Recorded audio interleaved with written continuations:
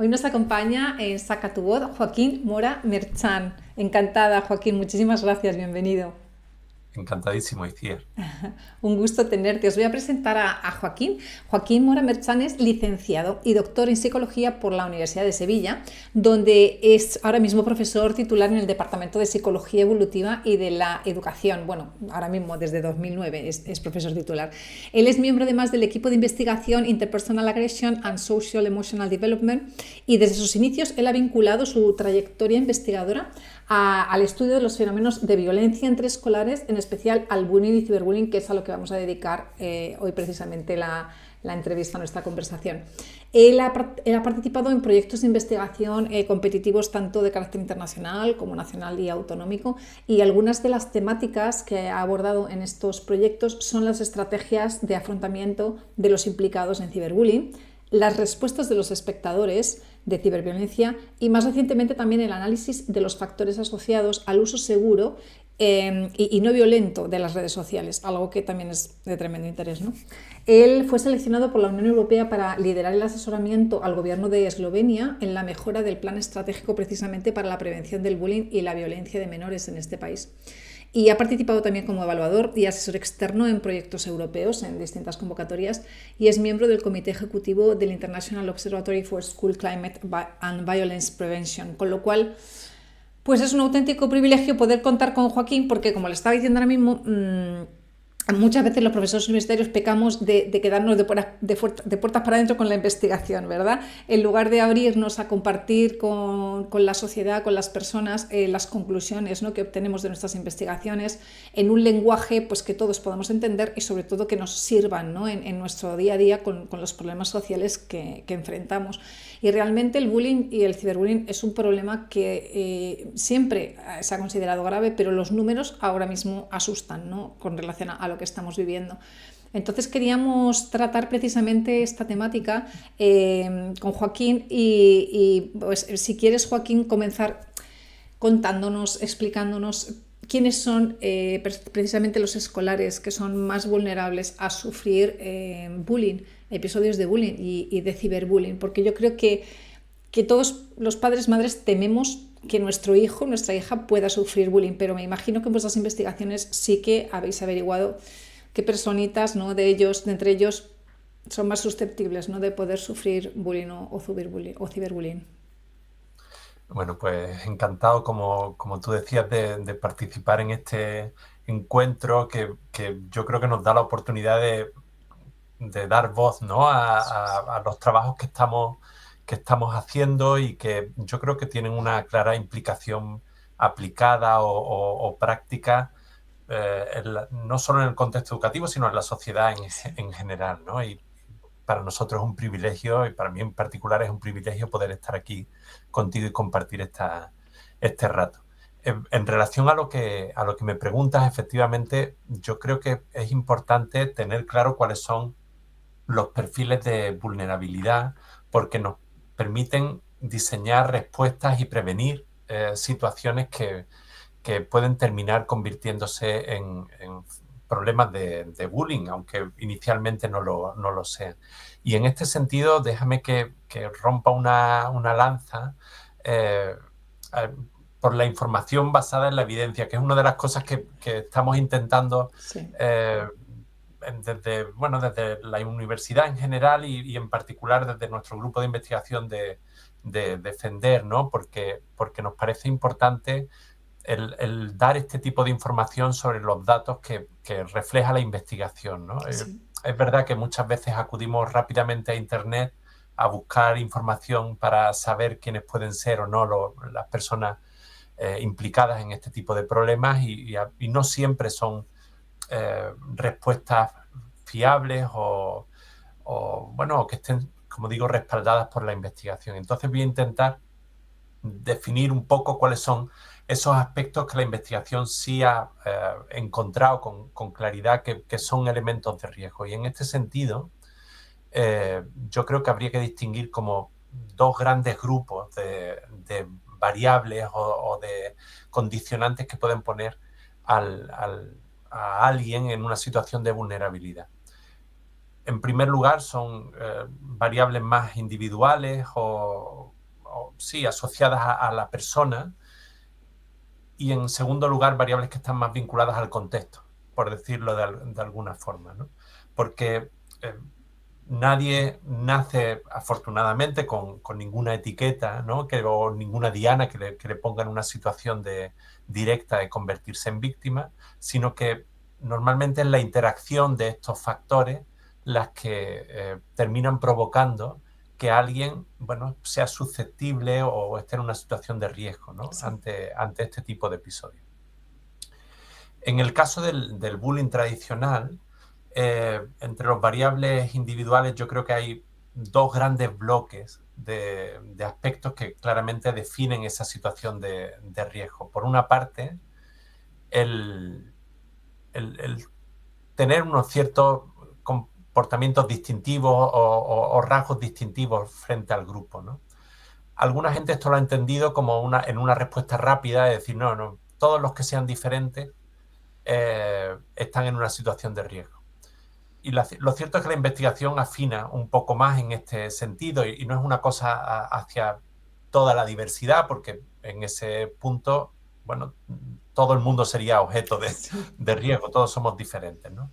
Claramente los datos reflejan que hay como 4 colectivos o 4 características que ponen a la gente en una mayor situación de riesgo. Y bueno, ante esos colectivos, ante esos rasgos, tenemos que estar especialmente sensibles los adultos que estamos alrededor. Sí. El primero de ellos, probablemente no bien atendido, y en los datos últimamente aparece como que es uno de los principales factores, tiene que ver con la apariencia física. Cada vez más, y lo vemos en las redes sociales, por ejemplo, ¿no? Con los fenómenos de body shaming, es decir, el hecho de desviarnos de lo que aparentemente supone un perfil normal, sea, lo que significa esto de normal, que bueno, aquí habría mucho que hablar en este sentido, pero claramente la apariencia física se ha convertido en un aspecto de riesgo, ¿no? En especial las personas con algo de sobrepeso, pero no solo, ¿eh? Muchas veces las personas que son más bajitas o que tienen menos corpulencia o incluso personas que son altas y son muy delgadas y todo lo que se puede desviar de ese perfil de lo ideal, aparentemente de lo ideal, Exacto. pues estarían ahí, ¿no? En una situación de riesgo. Y esta es una de las razones que de hecho aportan los propios niños y las propias niñas afectadas, ¿no? Que te dicen, no, cuando me ha pasado por esto, ¿no? Sí. Entonces tendríamos ahí como un primer grupo claramente de riesgo en este sentido. Hay un segundo grupo que hace referencia a toda la diversidad de género, de identidad, de expresión de género, que claramente se convierte, ¿no? o aparece en el radar de los agresores. Lógicamente, y esto lo explicaré mejor cuando hable de los factores contextuales, no significa que todas las personas que participan de la diversidad de género, de la diversidad sexual, estén en el mismo riesgo, porque ahí el contexto claramente tiene un factor fundamental. Y lo vamos a ver, ya digo, cuando lo comente un poco más allá. Y dentro de este grupo, posiblemente el colectivo o el perfil de mayor riesgo son estos chicos y estas chicas trans que están en ese periodo de transición, que están y reciben, claramente salen en nuestros datos con mucha claridad, reciben un mayor número de ataques, de agresiones, posiblemente porque no llegamos a entender o no nos ponemos en la situación de estas personas y no llegamos a entender el proceso que están viviendo. Y aquí, desgraciadamente, la ignorancia es muy atrevida, por decirlo de alguna forma. Hay un tercer grupo que en este caso habla de la diversidad funcional, ¿no? Es decir, las personas que tienen bueno, por la razón que sea, algún tipo de, bueno, de particularidad en su desarrollo, en su desempeño, que, bueno, que los hace también diversos en relación a lo que sería el resto del grupo. En este caso, porque también hay matices, ¿no? Dentro del grupo, los que claramente más sufren este tipo de agresión son aquellos que son menos visibles, ¿no? Es decir, aquellos que tienen esa diversidad como menos ostensible para el resto del grupo. Por Sí. poneros un ejemplo muy tonto, es mucho menos probable que una persona ciega, que puede sufrirlo, pero es menos probable que una persona ciega lo sufra porque tiene rasgos evidentes Sí. del problema y el grupo lo reconoce como tal y lo apoya como tal, Sí. que por ejemplo una persona bueno, con trastornos del espectro autista, Sí. que muchas veces en apariencia pues, puede tener una apariencia, vamos, la mayoría de ellos completamente normal, y eso hace que el grupo no termine de encajar, ¿no? De asumir esa situación. Entonces tenemos, como digo, ahí, en esa diversidad, pues tenemos distintos factores de riesgo. Luego hay factores también conductuales, ¿no? Es decir, sabemos que las víctimas también aumentan su probabilidad, o el alumnado en general, aumenta su probabilidad de convertirse en víctimas cuando en los conflictos, en los roces, responde de forma, iba a decir inadecuada, pero lo cierto es que lo de inadecuado o no depende mucho de nuevo del contexto, ¿no? Porque para lo que uno podría ser adecuado, para otro o en otra situación podría no serlo, ¿no? Pero sí es verdad que hay respuestas que sabemos que generan normalmente o facilitan una escalada en este fenómeno del bullying. ¿Cuáles son las más características? Pues normalmente las más características son las que muestran indefensión, Ujú. ¿no? Es decir, la persona que típicamente se echa a llorar, Sí. que se encoge, ¿no? Sí. Y luego un segundo grupo de respuestas que muestran respuestas agresivas, ¿no? Es decir, que escalan de alguna manera el problema. Sé que hay, y seguro que esto puede generar debate, pero bueno, no tengo problema en defenderlo porque en este sentido la evidencia científica es muy clara, ¿no? En relación a este tipo de respuestas. Sé que ha habido algunos profesionales que han recomendado en ocasiones a las víctimas el defenderse físicamente Sí. y sabemos por la investigación que eso funciona en un caso de cada 100. Claro, podemos coger ese caso y decir, oye, es que a esta persona le sirvió. Sí, claro, no podemos negarlo. Puede haber una persona a la que le sirva. Claro. Pero lo cierto es que a las 99 restantes muy probablemente les vaya peor con estrategias de este tipo, ¿no?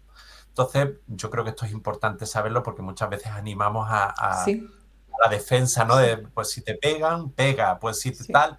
Y la verdad es que esto no funciona nada bien, Sí. ¿eh? O sea que en términos generales, claramente esto no es una buena estrategia de respuesta. Decíamos que había variables individuales, pero también hay variables contextuales y en este sentido el, el apoyo de la víctima es clave. Es decir, la red de iguales, la red social con la que cuenta la posible víctima, o no todavía víctima, pero la posible Sí. víctima es esencial para entender esa dinámica y ese proceso. ¿Por qué? Porque claramente son mucho más vulnerables aquellos que tienen redes reducidas o casi inexistentes. Cuando esta persona tiene una buena red de apoyo, es muy difícil que el agresor por sí solo pueda romper esa situación y generar esa situación de victimización que sabemos que es una situación crónica. Es decir, nadie está diciendo, y en este sentido hay que distinguir el bullying de otros fenómenos, ¿no?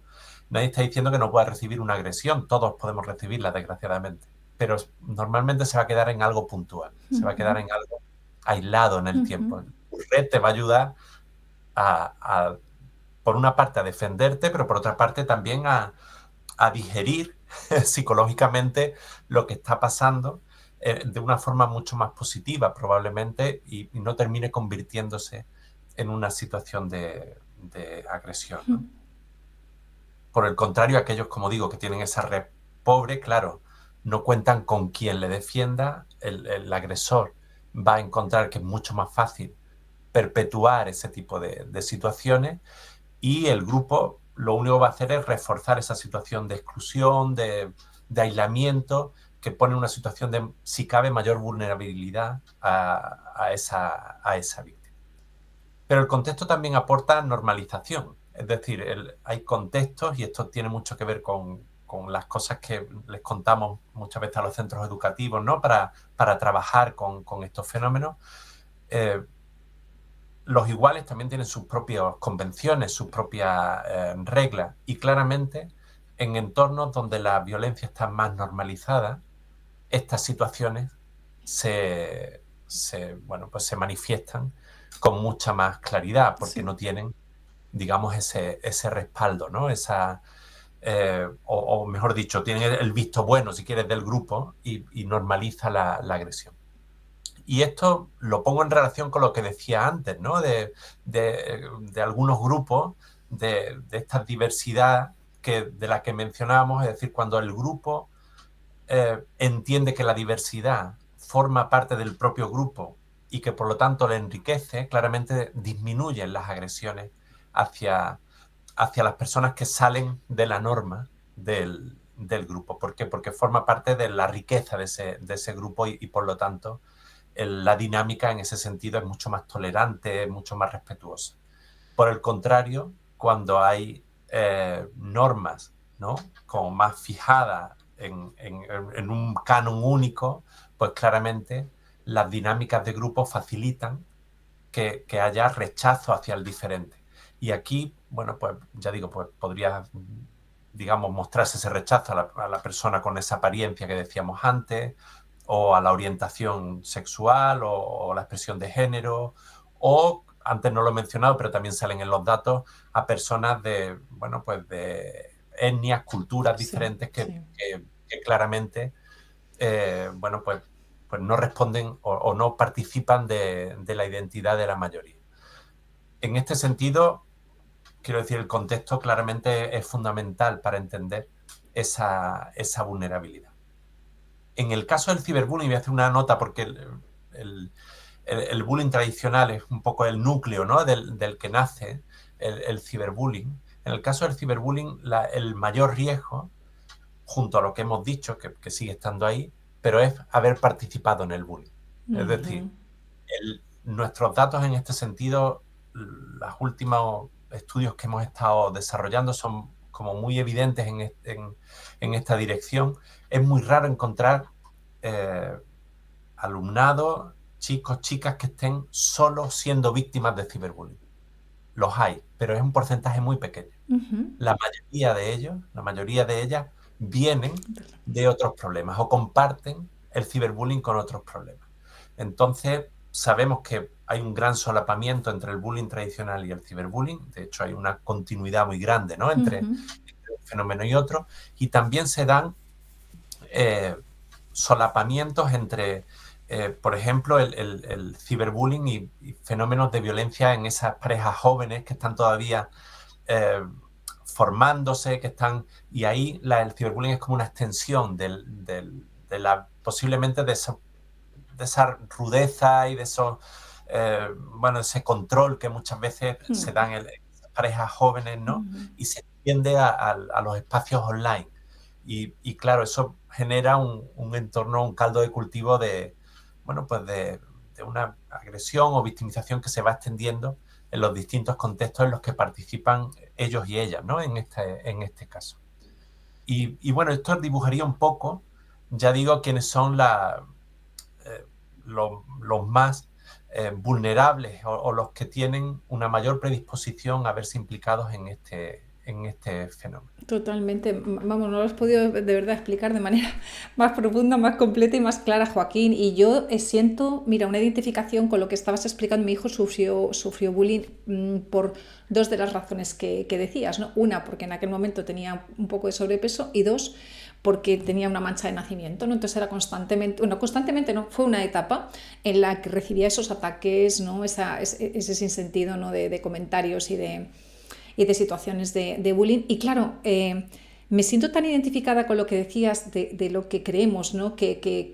O sea, de lo que tú explicabas, ¿no? Que no funciona, que son los que se callan y se encogen y los que se defienden. Entonces yo quería encontrar, hablando con él constantemente del problema, de cómo actuar, ¿no? O sea, y yo como madre pensaba estas dos cosas que tú dices. Yo, en mi dinámica de vida, he arrastrado tanto el callarme, el esconderme, el hacer como que no pasa nada, que yo decía, no, esto no se lo puedo trasladar a él. Pero por otra parte, en mí siempre ha estado el no a la violencia. Entonces yo decía, es que entrar en la dinámica es entrar en la violencia.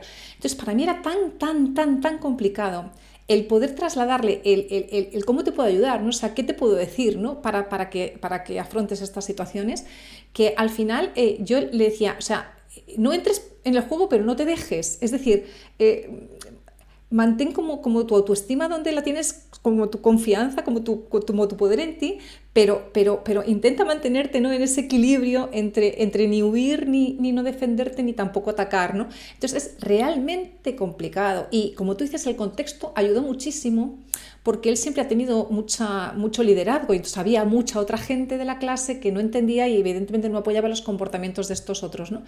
Entonces me parece que es fundamental todo lo que has explicado, porque nos ayuda muchísimo, ¿no? Como padres o madres que nuestros hijos e hijas pueden estar sufriendo esto, decir, ostras, un poco de claridad, ¿no? Para entender todas estas dinámicas que son tan sumamente complejas, ¿no? Y luego fíjate, con el tiempo, cuando yo le hablaba de estos compañeros, me decían, yo le hablaba un poco como sí, bueno, pero es que fíjate Pablo, o fíjate el otro, y me hablaba él y me decía, mamá, en el fondo no eran malos, me decía, mamá, en el fondo no eran malos. Era como que yo sabía que arrastraban este tipo de actitud, ¿no? O sea, que era normal en su comunicación, a lo mejor en su casa, tratarse de esa manera y estar constantemente metiéndose y buscando la puya contra otro. Pero me decía, pero no es que fueran mala gente, de hecho se los seguía luego encontrando por la zona y tal, y bien, ¿no? Entonces es súper curioso el fenómeno, ¿no? O sea, es como que proyectamos, ¿no?, hacia afuera X miedos y X violencias que van a caer a otro.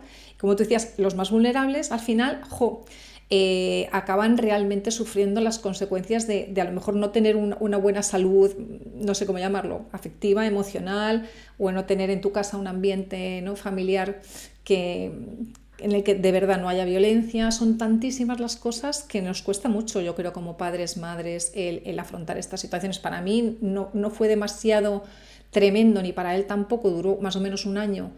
Y bueno, conseguimos sobrellevarlo, pero realmente yo veo en mis clases con mis alumnos, Joaquín, estas situaciones. He parado clases para hablar del maltrato, del bullying. En mis clases no, tal, lo otro, pum.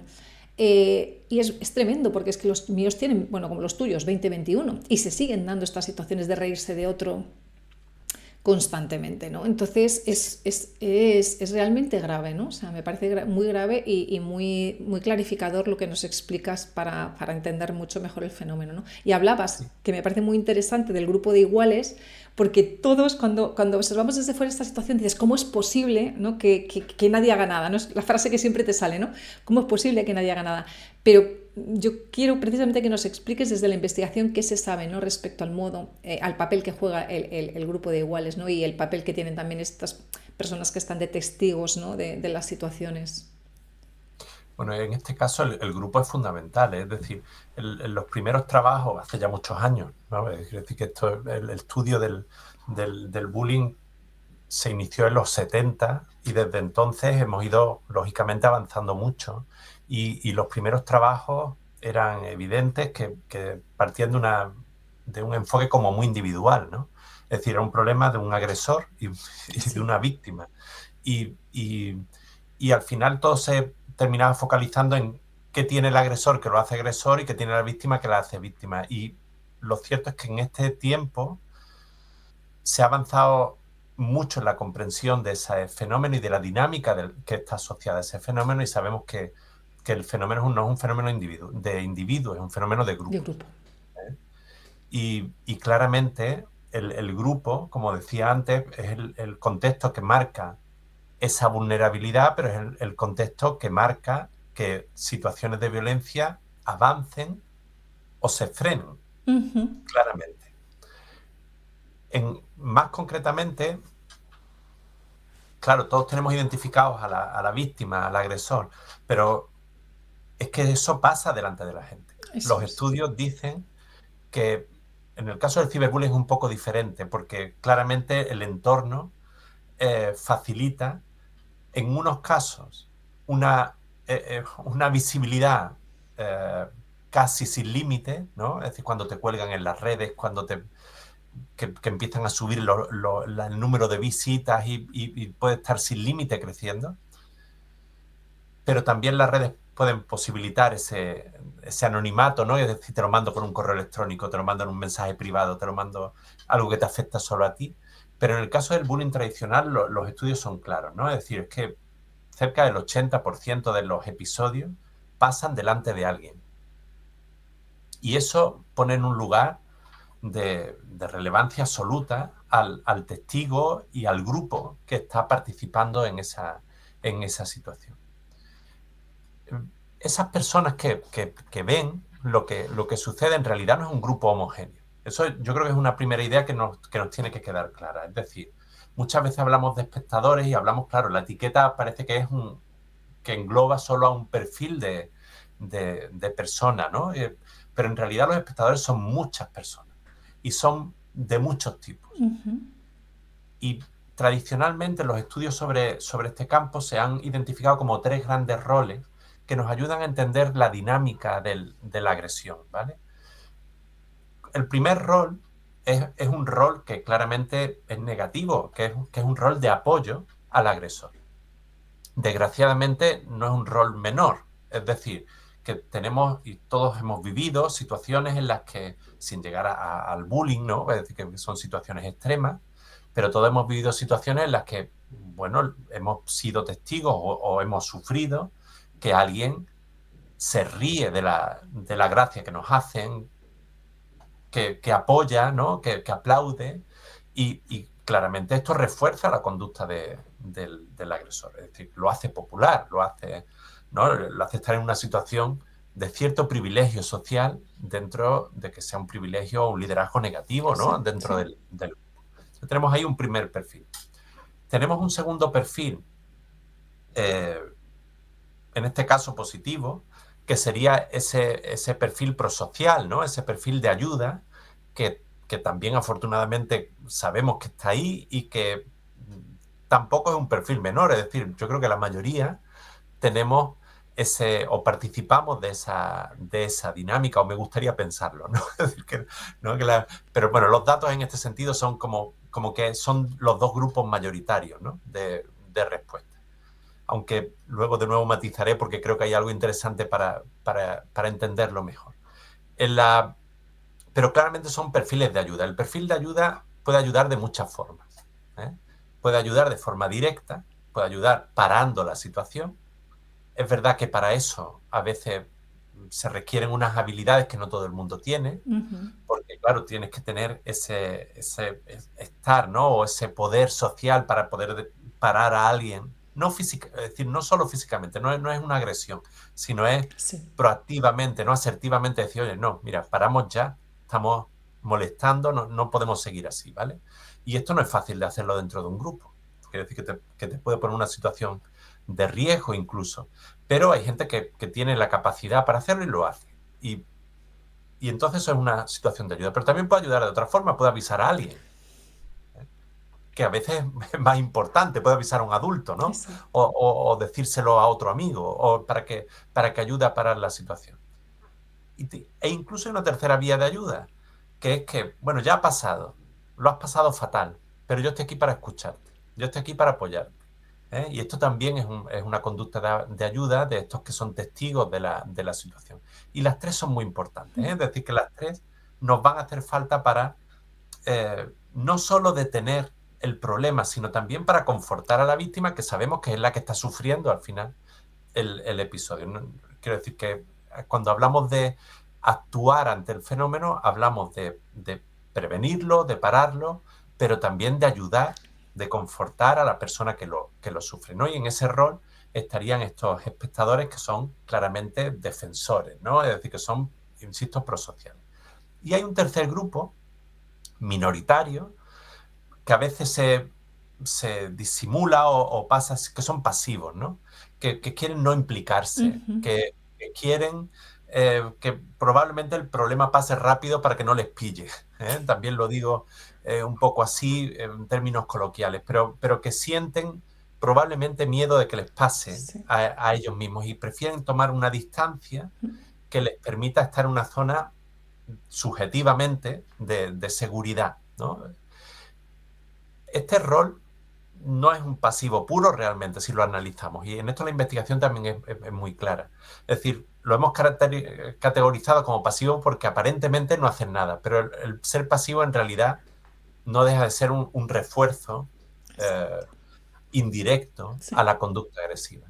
Es decir, si tú sabes que hagas lo que hagas quedas impune porque el grupo no reacciona, claramente tú sientes, ¿no?, que tienes la potestad o la libertad de hacer lo que quieras. Porque el grupo, como digo, no reacciona, se mantiene distante o se mantiene pasivo. Ya digo, en la literatura aparecen estos tres roles, pero hasta ahora hemos estado entendiendo, o mayoritariamente se ha estado entendiendo, que estos roles eran como perfiles, por decirlo de alguna forma, perfiles individuales, ¿no? Es decir, que cada persona iba con su etiqueta de soy defensor, soy reforzador o soy pasivo. Y los últimos estudios que se están realizando, yo creo que nos están aportando mucha información y mucho matiz para entender a los roles y a la dinámica del problema. ¿Por qué? Porque lo que nos están diciendo es que en realidad los roles no son fijos y que claramente dependen de aspectos situacionales. Es decir, hay personas que normalmente van a ser defensoras, pero que puede haber situaciones en las que se conviertan en pasivas. O gente que son pasivos y en ciertas ocasiones pueden convertirse en defensoras. ¿Cuáles son esas variables situacionales que pueden hacernos movernos de un rol a otro? Pues, por ejemplo, la gravedad percibida de la situación. Cuando percibimos que lo que está sucediendo es muy grave, tendemos claramente a actuar, ¿no? Es decir, hay límites como que no se deben de sobrepasar, y parece que ahí nos salta el resorte, ¿no? Es decir, aquí tenemos que actuar. Y gente que a lo mejor sería pasiva, pues puede pasar a tomar una actitud, ya digo, por ejemplo, de defensa ante algo que tú dices, mira, que es que no estamos pasando claramente, ¿vale?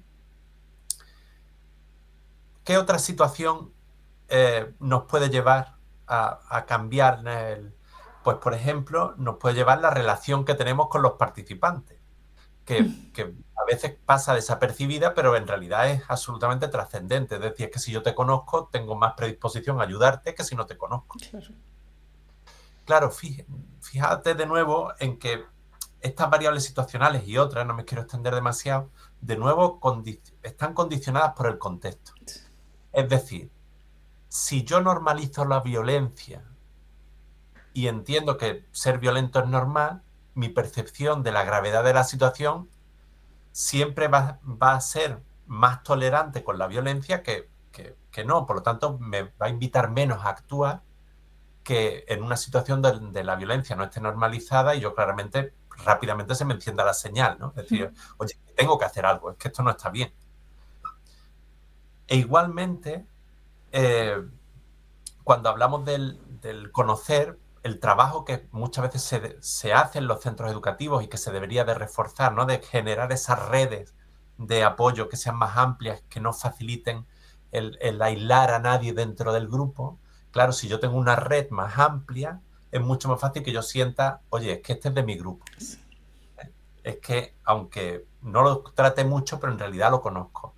Y eso de nuevo invita a actuar. Si por el contrario fomentamos dinámicas más individualizadas o individualistas, claramente dificultamos esa respuesta prosocial de apoyo a la persona con la que estamos o la que tenemos enfrente, ¿no? Totalmente. Joaquín, me parece otra vez muy revelador lo que explicas porque yo en mí misma he sufrido esta diferencia de conducta, ¿no? De actitud, que yo hasta el día de hoy no acabo muy bien de explicármela, pero era muy clara mi actitud en mi casa de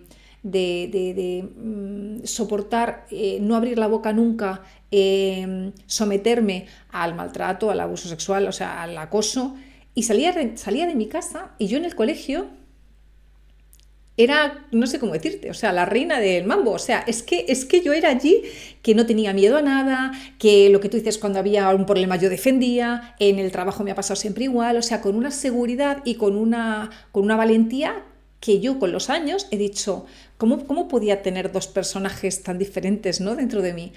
Entonces, al final yo conmigo he llegado a la conclusión también de que en una enorme medida, ojalá esto también en algún momento la investigación, no sé, nos pueda aportar información, mi dependencia, ¿no? Mi apego era tan enfermizo, digamos, ¿no? Respecto a acabar de conquistar o de conseguir el amor de mi padre y el amor de mi madre, que yo creo que tú simplemente en ese afán de supervivencia adoptas una X conducta que no tiene nada que ver cuando sales de tu casa y te encuentras, a mí me pasaba al revés, ¿no? O sea, yo entre las amigas realmente me tenía muchísimas amigas, ¿no? Entonces realmente mi grupo fuera era tan fuerte que, no sé, me imagino que me daba seguridad. Entonces, claro, son tantos los condicionantes sumados, o sea, condicionantes que uno lleva, ¿no? Dentro de su Sí, sí. desarrollo psicológico, sumado a todo lo que tú nos explicas, que cuando desde adultos, ¿no? Como adultos exigimos una X conducta de los iguales, decimos, Dios mío, no, es que nos lo estás diciendo tú, ¿no? Es que es realmente complicado, ¿no? O sea, no jugamos, hay varios grupos de personas, pero es que además pueden ir variando de grupo, ¿no? En función de la situación. Entonces, es realmente, digamos, osado cuando desde fuera eso, ¿no? Vemos una situación de bullying y rápidamente hacemos un juicio de ¿y cómo es posible que tal no interviniera, que tal no dijera? O sea, tú que eres Sí, psicólogo, vamos. de hecho es que tendemos, y esto forma parte de nuestro propio sistema cognitivo, quiero decir que nuestra mente tiende a etiquetar, a Exacto, clasificar. exacto. Y claramente cuando nos pasa con las personas y claramente nos pasa cuando vemos un fenómeno, ¿no? Intentamos ordenar la información y la Sí, forma más simple es etiquetarnos en una categoría, la que sea. Pero es que la realidad claramente es mucho más compleja que eso. exacto. Y en el fenómeno, ¿no? Cuando estudiamos el comportamiento humano, depende para qué, ¿no? No quiero aquí crear conflicto con mis colegas, ¿no? Pero que en el comportamiento humano, en el comportamiento con los otros, el contexto es fundamental y estamos siempre en interacción con ese contexto y nuestro comportamiento no puede ser entendido solo como producto de nuestras características individuales, por fuertes que sean. Sí, Es decir, al final nos comportamos de acuerdo a cómo somos, sin duda, pero también a lo que tenemos delante. Y esto, si no lo entendemos así, es que nunca llegaremos a entender del todo el por qué. Terminaremos haciendo descripciones que a veces sucede, y en fenómenos de este tipo sucede mucho, terminamos haciendo descripciones simplificadas ujú, que no le hacen nada bien a la gente que se ve implicada en el problema, porque terminamos, ya digo, etiquetándolos y muchas veces revictimizando a las sí, víctimas sí, y culpabilizando al grupo y incluso al agresor a veces, ¿no? Es decir, que sin entender por qué la gente se está comportando como se está sí, comportando. sí, Y eso no ayuda a solucionar el problema. sí. Y desde luego no ayuda a darle solución a la víctima, insisto, solución no solo de parar el problema, sino de ayudarle a afrontar, a ser resilientes con esa situación, porque claramente terminamos dándole explicaciones que no se ajustan Ujú. a lo que está sucediendo en ese momento. Totalmente. Y mencionabas antes también la necesidad de ponernos, ¿no? O sea, en el lugar de, claro, si en todos los fenómenos es fundamental esa capacidad de empatía, en el bullying, que hay, no sé si nos puedes explicar también, ¿no? Este fenómeno de fui víctima y luego me convertí en agresor, si no somos capaces de de tener la empatía suficiente para ponernos en el lugar de ambos, de nuevo estamos juzgando durísimamente al agresor cuando probablemente el agresor fue víctima antes también, ¿no? O no, ¿no? Depende también, ahora nos explicas qué dice la investigación. Pero es que creo que es realmente importante este trabajo de empatía para estudiar con rigurosidad el fenómeno y dejar, como tú dices, de hacer juicios rápidos, ¿no? Y de etiquetar, ¿no? Eh, Me gusta que hagas la pregunta porque en los últimos años, dentro de nuestro grupo de investigación, hemos estado prestando especial atención a un rol, a un tipo de implicación que está subiendo en los estudios de una forma llamativa. Nosotros empezamos a estudiar esto hace casi 30 años, entre una cosa y otra. No quiero dar pistas de esto de la edad, pero lo cierto es que, pero que ya llevamos un tiempo. Y lo cierto es que en los primeros trabajos que hacíamos, los roles o los tipos de implicación evidentes y mayoritarios eran las víctimas y los agresores. Pero víctimas y agresores que en aquel momento o en algún trabajo llamamos víctimas y agresores puros, ¿no? Porque eran o víctimas o eran agresores. Y en los últimos años está apareciendo, ya digo, que ya existía, pero existía en porcentajes muy pequeños, y ahora casi que es grupo mayoritario en muchos casos, un perfil que es un perfil combinado. Es decir, es un perfil que, como tú decías, combina rasgos de los agresores y rasgos de las víctimas, pero simultáneamente. Wow. Es decir, han entrado o se está generando una dinámica porque que lleva a un grupo importante de alumnos y alumnas a ser víctimas y agresores simultáneamente. Claro, simultáneamente no significa en el mismísimo momento, es decir, en el mismo minuto, sino que entras en una dinámica donde tú agredes a alguien, hay otro que te agrede a ti, y cuando te das cuenta y le preguntas a la gente, están en un verdadero lío. En un verdadero lío es que soy víctima de acoso, ¿no? De bullying en determinadas circunstancias, pero a su vez yo lo hago con otra gente. Y claro, los datos lo que nos están diciendo no solo es que este grupo esté creciendo, lo que los datos nos están diciendo, y en este acuerdo internacional, es que este grupo es un grupo especialmente crítico. ¿Por qué? Porque muestran peores datos de ajuste psicológico que cualquiera de los otros dos grupos, ¿no? Es decir, al final son alumnos y alumnas que están sufriendo más, claro, como por otra parte es entendible, sufriendo más que el resto de los implicados, ¿no? Y mostrando peores datos de ajuste escolar, y mostrando incluso académico, y mostrando peores datos de ajuste en lo social. Y claramente tenemos que atenderlos. Tenemos que atenderlos porque están en una situación de mayor vulnerabilidad, dentro de que todos están en situación de vulnerabilidad, pero están en una situación de mayor vulnerabilidad que el resto. Y es en los últimos años cuando se le está prestando especial atención a este rol que, ya digo, antes era como una cosa menor y ahora para nada es una cosa menor. Ya digo que lo único que yo creo que esto nos da pistas de que el fenómeno en realidad está ganando en complejidad en la dinámica social de la que estábamos hablando, ¿no? Es decir, que esto no es un problema, como decíamos antes, ¿no? Atendiendo al contexto, no es un problema de blancos y negros, ¿no?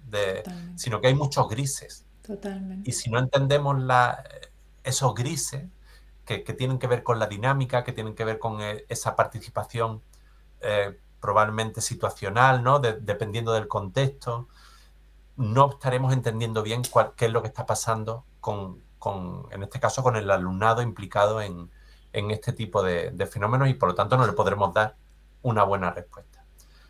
No quiero dejar de dar respuesta a otra cosa que planteabas, que me parece también muy interesante, que es el tema de los cambios de rol. La investigación en este sentido es bastante...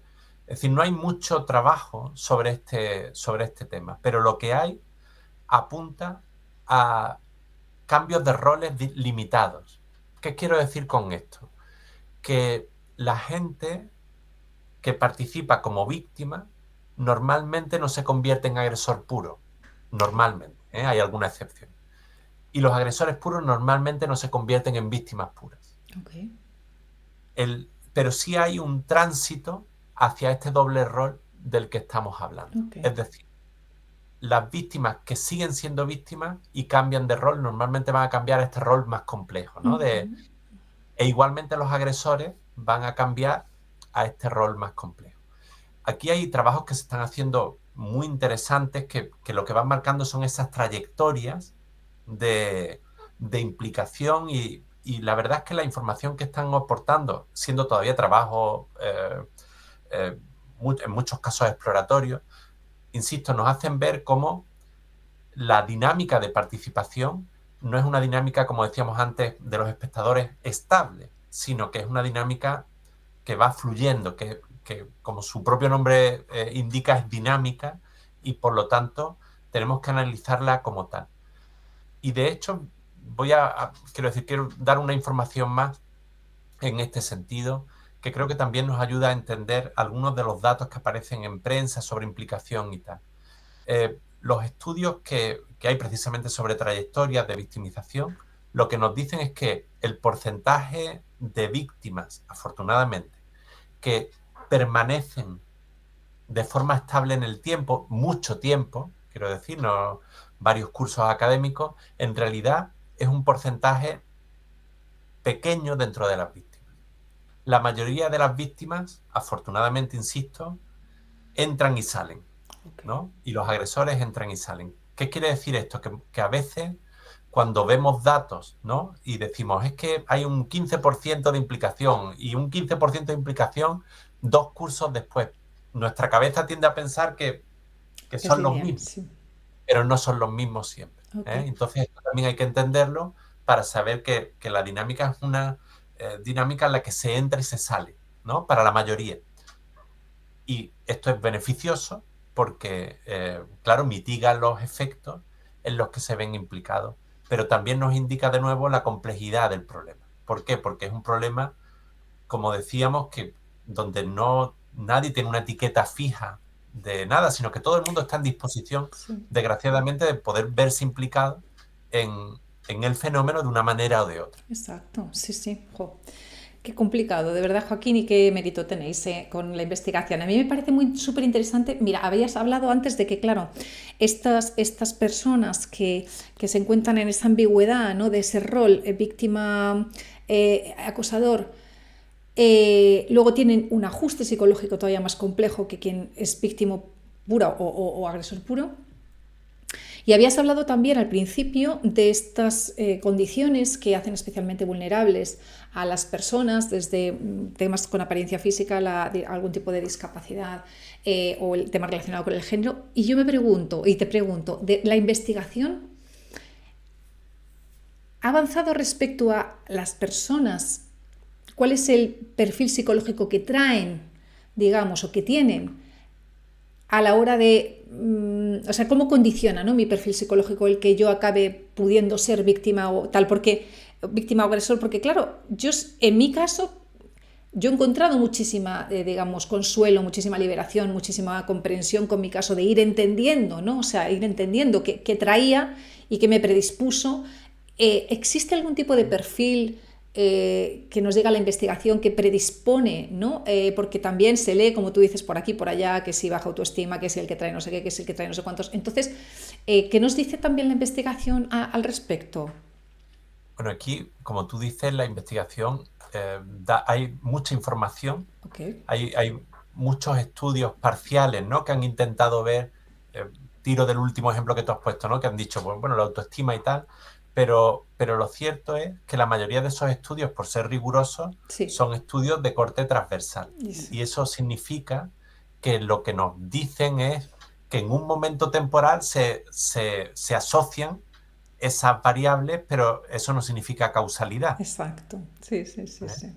Entonces, muchas veces, cuando se describe, ¿no?, el perfil psicológico, tiramos de datos que no son causales, sí, y por lo tanto no es exacto o es atrevido por decir que una cosa causa la otra, Sí, sí, o sí, igual es sí. consecuencia. Sí, sí, sí, sí, sí.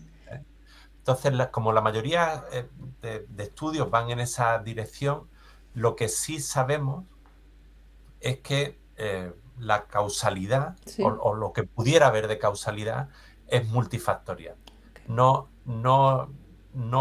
podemos hablar de una característica específica que te lleve a ser ni víctima ni agresor. Ok. El ejemplo más claro está en el día a día de cualquiera de nosotros y un dato creo que lo refleja muy claramente. ¿Cuántas personas tímidas hay en una clase? No lo sabemos, ¿no? Es decir, que quiero decir que muchas, ¿no? Ujú. O potencialmente muchas. Es verdad, la timidez podría ser un predisponente, ¿no? Para, como ha salido en algún estudio, o la baja autoestima. ¿Significa que todos ellos son víctimas? No, Sí, sí, sí. afortunadamente. Sí, sí, sí, sí, sí. Es verdad que si cogemos los factores anteriores, ¿no? Lo que nos pone en situación de riesgo, pues claro, uno puede hacer lecturas infiriendo, ¿no? Infiriendo características. Entonces tú puedes decir, a ver, si una de las cosas que condiciona y nos pone en una situación de vulnerabilidad, que eso sí lo sabemos, que es tener una mala red de apoyo, pues claro, características que te lleven a tener malas redes de apoyo, tradicionalmente, pues problemas de habilidades sociales, ¿no? de timidez excesiva, pues podrían favorecer el que tú estés más aislado dentro del grupo. Insisto, pueden favorecer, no causar. Ujú. Pueden favorecer que estés tal, porque pueden provocar que tus relaciones no sean tan fluidas con los demás. Y claro, lo que sí es causal es que tú no tienes buena red de apoyo. Sí, sí, sí, sí, Como sí. hayas llegado allí, en realidad puede depender de muchísimos factores, como Ujú. digo. Factores individuales, factores, bueno, pues contextuales, que, bueno, porque si te acabas de mudar de una ciudad a otra, ¿y tú qué culpa tienes, no? Es decir, pero tu característica es que tú acabas de llegar nuevo. Ujú. Y eso a lo Te mejor te conviene. aísla frente al resto. Sí, sí, Y sí, eso sí, sí. no es algo que tú puedas condicionar. Y yo creo que en ese sentido, todos deberíamos de ser muy prudentes con los estudios, porque ya Ujú. digo, salvo algunas excepciones que, bueno, pues que han explorado de forma longitudinal y han visto el papel de algunas variables, ¿no? Que pueden estar favoreciendo la aparición de conductas agresivas o de conductas que faciliten la victimización. La mayoría de los trabajos que hay claramente son eh, correlacionales y por lo tanto No causales, sí, sí. no deberíamos de utilizar eso como fuente. Yo eso lo quiero dejar claro porque, Sí. claro, muchas veces mis propios alumnos me dicen, no, el perfil de la víctima es... Y tú le dices, no, perdona, no, si llegáramos a eso sería fácil, es una mala expresión, porque fácil no lo es nunca. Pero como que tendríamos claro, ¿no? Quién sería, quién no sería. Y luego tú ves quién es realmente y, Y no. y no refleja ese perfil, claro, lógicamente, porque no, el perfil está mal construido. Sí, sí, No, sí, no, sí, sí. no se hace así. Jo. Qué bien explicado, Joaquín, muchas gracias. Y en cuanto a que también eres experto en tu investigación en el tema de cómo consiguen las víctimas afrontar la situación, cuáles son las estrategias de afrontamiento con las que cuentan, que os dice también los estudios al respecto. Sí, la verdad es que lo de las estrategias de afrontamiento, las conductas, ¿no? que utilizamos es un tema apasionante. ¿eh? Yo, claro, tú lo has dicho, tuvimos un proyecto que estuvimos avanzando en esa dirección y la verdad es que nos permitió aprender muchísimo sobre bueno, pues cómo gestionar cuando a alguien le pasa algo que no quiere que pase, ¿vale? Y la verdad es que clásicamente hay como varios tipos de respuestas que, bueno, que se pueden desarrollar, ¿no? Depende de las clasificaciones, pues tenemos respuestas activas positivas, ¿no? Es decir, por ejemplo, pues le digo a la otra persona que pare, es una Sí, respuesta activa en positivo, respuestas activas negativas, ¿no? Es decir, pues le pego sí, como digo, le pego al de enfrente, sí. claramente eso es una respuesta negativa positiva, o respuestas pasivas, ¿no?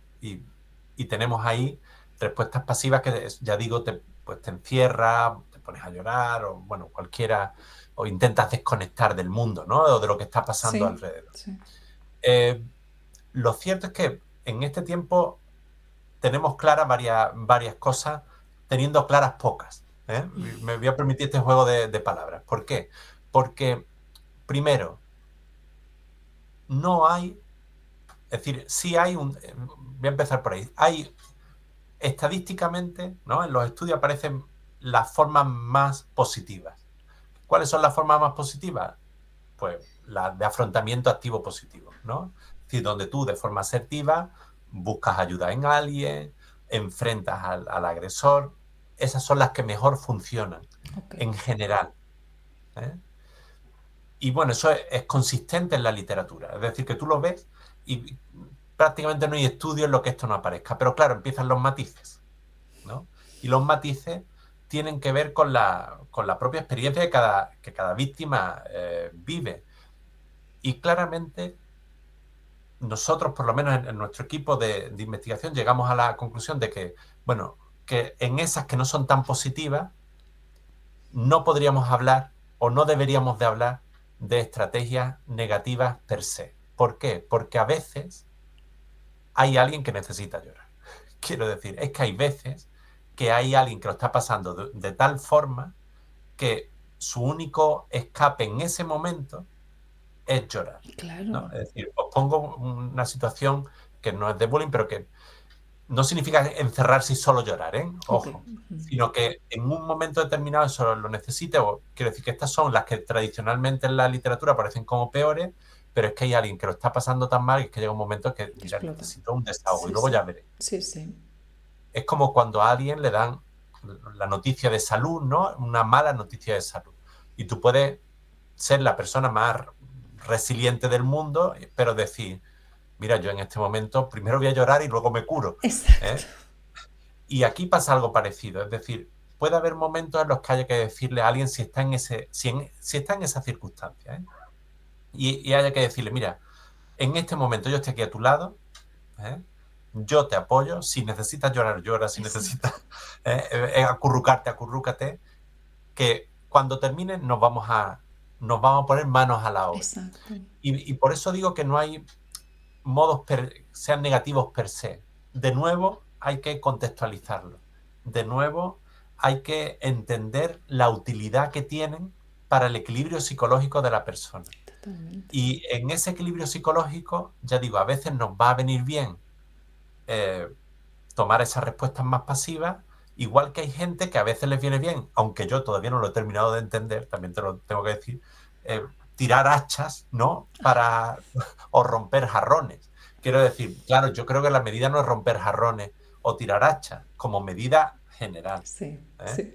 Pero lo cierto es que hay gente que puntualmente puede, como el que va al gimnasio, quiero decir, Exacto. que puede Desahogarse así. desahogarse Sí, sí. puntualmente, Sí, sale de sí. allí, ha liberado toda su Sí, adrenalina, ha sí. liberado tal, y está en una disposición de dar una respuesta mejor. Sí. Entonces, yo creo que cuando trabajamos con las víctimas hay que darle la oportunidad de optar por el modo, ¿no? de respuesta que mejor le venga en ese momento, pero avisando de que en realidad vamos a trabajar para llegar a otros modos de respuesta que sean más estables, más saludables y que le permitan un mejor equilibrio psicológico al final. O sea que tenemos que tener claro cuál es el objetivo, pero, insisto, en algunos momentos es que las situaciones que viven algunos alumnos y algunas alumnas realmente es que son tan terroríficas que hay que darles espacio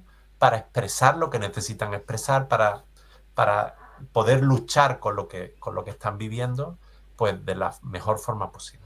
Totalmente respetar, como tú decías, lo que necesita cada uno como para liberar esa emoción tan profunda y tan grave que tienen, ¿no? El que quiera darle puñetazos a un cojín, pues que se los dé. A mí, yo toda la vida ha sido irme a andar, o sea, yo algo, o sea, igual lo que dices del gimnasio, ¿no? O sea, salir, que me dé el aire y ver la naturaleza, para mí era Pero lo que tú has dicho es que yo cambiaba, o sea, es que podía salir de casa con una rabia que no te encontraba manera de canalizar y cuando volvía yo era otra, ¿no? O sea, estaba en una disposición totalmente diferente de entender el problema y de sentir fuerzas, ¿no? Para afrontarlo. Entonces, yo creo que es súper importante lo que acabas de explicar, o sea, dejar de decir no llores, no, no, no, no, no, o sea, déjale que saque, ¿no? Lo que tenga que sacar y estar ahí para coger y, como tú dices, para darle luego otra visión, ¿no?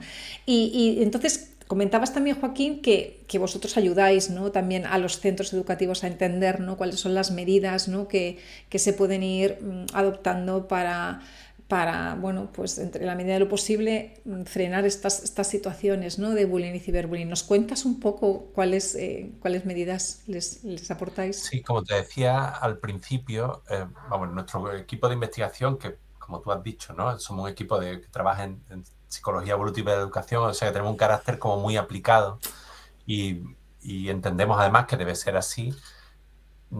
Para nosotros la investigación solo tiene sentido si luego tiene un reflejo, ¿no? en actuaciones concretas. Y en el caso específico de la educación y del contexto educativo, claramente la colaboración con los centros Desde escolares, luego. con los centros educativos de las distintas etapas es fundamental. Es decir, aquí estamos, igual que hoy aquí, ¿no? Pero estamos para intentar ayudarnos, para intentar apoyarnos desde lo que vamos aprendiendo, ¿no? De la investigación para traducirlo a lo que Exacto. se puede hacer en los centros escolares, ¿no? Sí. Y claramente eso forma parte de nuestro espíritu, por decirlo de alguna forma, y sí, trabajamos con los centros, intentamos colaborar con ellos, llevamos ya creo, una trayectoria importante de colaboración en este sentido, desde programas de formación a intervenciones directas en los centros, ¿no? Y cuáles son las pistas que les damos a los centros. En realidad esto es una respuesta muy compleja, porque lo primero que habría que decir es que cada centro es un mundo.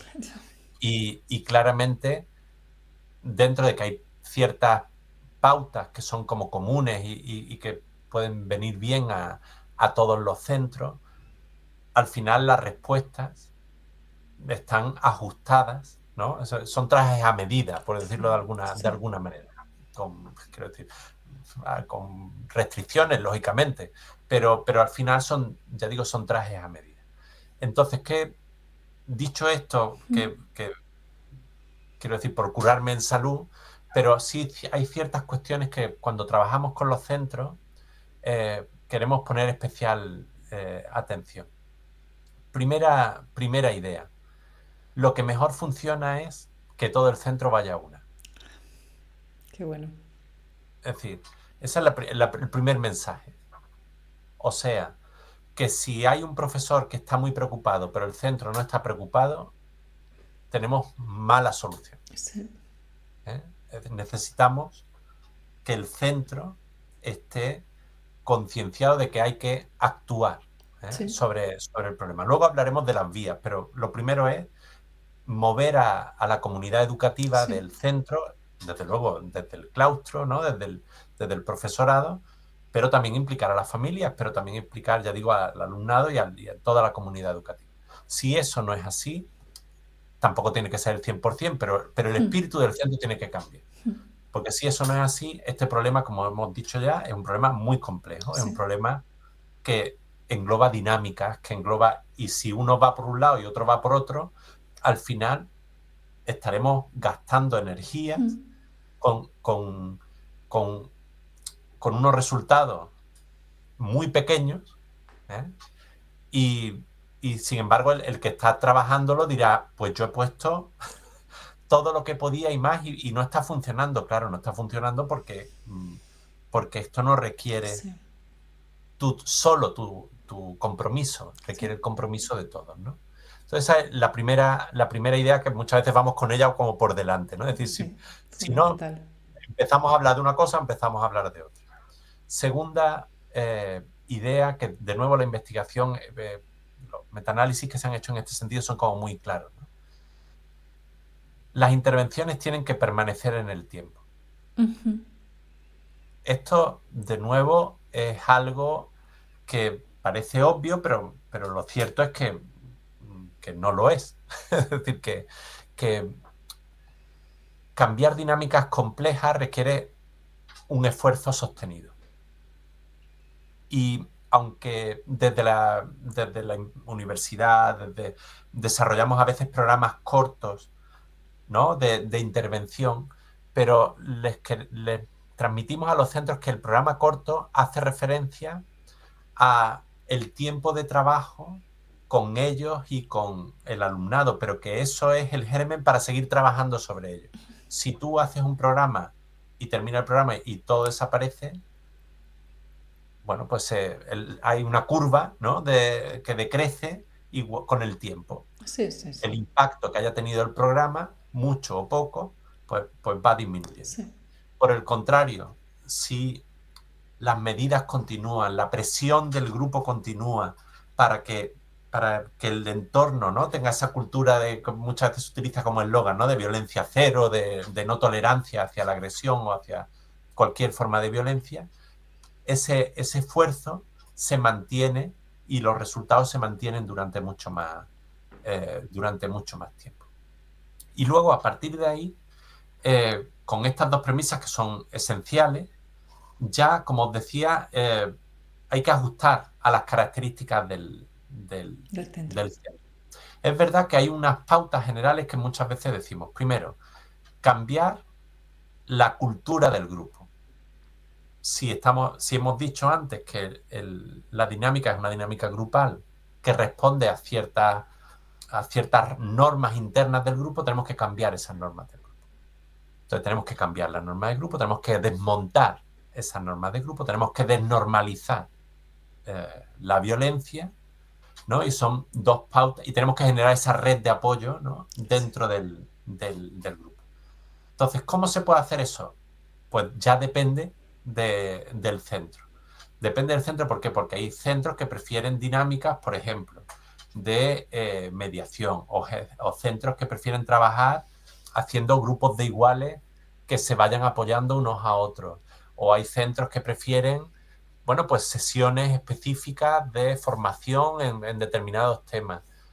Pero va todo a pivotar sobre esta desnormalización, sobre este desmontar esas normas, ¿no? Por ejemplo, en este mundo de redes sociales que vivimos, ese deseo de popularidad por encima de todo, ¿no? Sí, Es decir, sí. muy bien, tú puedes querer ser popular, eso quiero decir que es legítimo ser popular, ¿eh? O sea, que no lo estoy demonizando. Es legítimo, pero claro, tú tienes que saber cómo hacerlo, ¿no? Es decir, qué parte es positiva y qué parte claramente es negativa. Es decir, para ser popular tú no puedes pisar al otro. Exacto. ¿No? O no puedes hacerlo a costa de ridiculizar. Sí, sí, sí, sí. Y entonces todo esto, ya digo, supone ir desmontando, poniéndolos en situaciones de lo más reales posibles. Hay trabajos que se están haciendo que se basan mucho en la reflexión sobre situaciones como reales, otros que, por ejemplo, están avanzando en aplicar escenas de realidad virtual para que la gente se meta en situación, ¿no? De decir, oye, que esto es lo que te puedes encontrar. Sí. ¿Y tú aquí qué haces? ¿No? Y todo esto nos ayuda a ese proceso de reconstrucción ya digo, de las normas de grupo y de desnormalización de la violencia, que ya digo, se tienen que apoyar en en el trabajo de ampliar la red de iguales, de darle solidez, ¿no?, a la red de iguales, a veces darle identidad de grupo a todo el centro, bueno, a todo el aula o a todo el centro, dependiendo del nivel que se está trabajando, para que la gente sienta que, claro, es que soy parte del grupo, ¿no? Es decir, que al ser parte del grupo es que todo lo veo de forma distinta, ¿no? Porque ya no tiene sentido destruirte, ¿no? Ya, porque eres parte del grupo. Exacto. Y ese proceso es un proceso lento, pero es un proceso que los estudios que se están haciendo pues claramente demuestran que funciona, ¿no? Es verdad que ya digo que muchas veces los centros dicen, bueno, es que esto nos gustaría que se hiciera más rápido, pero aquí hay cosas que no se pueden cambiar tan rápido, y esto es un trabajo que muchas veces hacemos con el profesorado, sobre todo, ¿no? También a veces con la familia, de irle viendo cómo que tenemos que ir siendo un poco como decía la expresión, siendo gotas chinas, ¿no? Es decir, que tenemos que ir calando, calando, poquito a poco para que se vayan transformando los centros. Pero en general, cuando se entra en esta dinámica, los centros lo notan y rápidamente ya quieren el seguir porque se dan cuenta de que les funciona, ¿no? Es decir, que les funciona no significa que todo desaparezca instantáneamente, pero sí que los problemas van disminuyendo, que la gestión de la convivencia, ¿no?, en positivo, pues se va dando de mejor forma y claramente todo esto quiero decir, les ponen en el camino, ¿no? Muchas veces, como decía esa expresión, lo importante no es llegar, ¿no? O es ir dando pasos en la dirección correcta, ¿no? Y aquí muchas veces tenemos que ir planteándonos de esta forma, ¿no? De decir, vamos dando pasos en la dirección correcta para mitigar y prevenir estos problemas en la mayor medida posible. Pues que has dicho cosas, de verdad, que me he quedado encantada de esa claridad que dices. Claro, si no todo el centro está sensibilizado, formado al respecto y no van a una, como tú decías, ¿no?, con esa coherencia que nos permita ir trabajando con todo el centro, incluidas también las familias, como tú comentabas, ¿no?, permitiendo que exista una continuidad de las medidas que vamos implementando.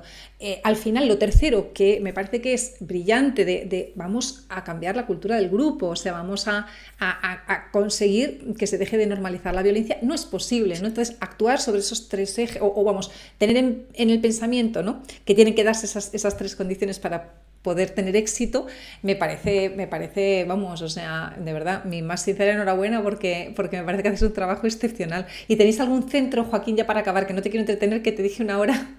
¿Tenéis algún centro que ya, como tú decías, no, wow, hayan visto realmente una importante diferencia entre el antes y el después, ¿no?, de estar trabajando con las medidas, bueno, con vuestras intervenciones como equipo Mira, yo investigador? en este caso te voy a decir que afortunadamente tenemos varios Varios, centros, sí, ¿no? Es decir, que digo varios porque en realidad la red de centros escolares son muchas, ¿no? sí. Son muchísimos y no trabajamos con todos, ¿no?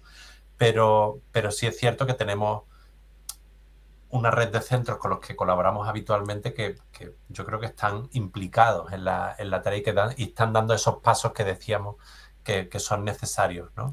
Y eso yo creo que nos alimenta a todos, ¿no? Porque Vamos.